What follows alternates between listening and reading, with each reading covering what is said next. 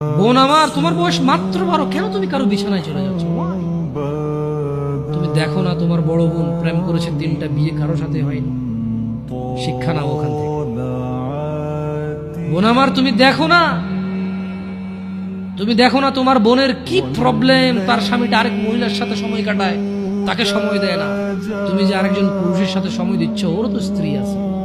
তোমার বোনের ফ্যামিলির প্রবলেম তো তুমি যার সাথে সময় দাও তারও ফ্যামিলির প্রবলেম। যুবক ভাই আমার, তোমার বোনকে নিয়ে আর পারছো না, তোমার মন চাই তোমার দুলাভাইকে মারতে, বাইন্দা পিটাইতে। কেন? সে তোমার বোনকে কষ্ট দেয়, পরকিয়া করে তোমার বোনের উপর সন্দেহ করে, জুলুম করে। তুমিও তো কারো দুলাভাই, তুমিও তো আরেক মহিলার সাথে সময় কাটাও, তোমার বউকে সময় দাও, জুলুম। তোমার শালারও তো মন চায়, তোমার সম্বন্ধে শ্বশুরও তো মন চায় জামাই বা দুলাভাইয়ের পিটাই ধরে। কেন এভাবে বিচার করো না যুবক? বোন আমার, তোমার বয়স মাত্র 14, মাত্র। তুমি এ বয়সে সিগারেট খাওয়া শুরু করে দিছ, আফসোস বোন আমার।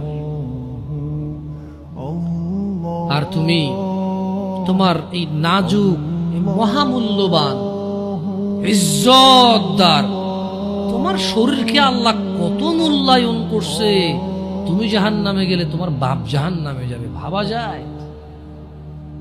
মানে তুমি তোমার বাপের কান, তুমি তোমার ভাইয়ের কান, তুমি তোমার স্বামীর কান, ওরা হলো মাথা।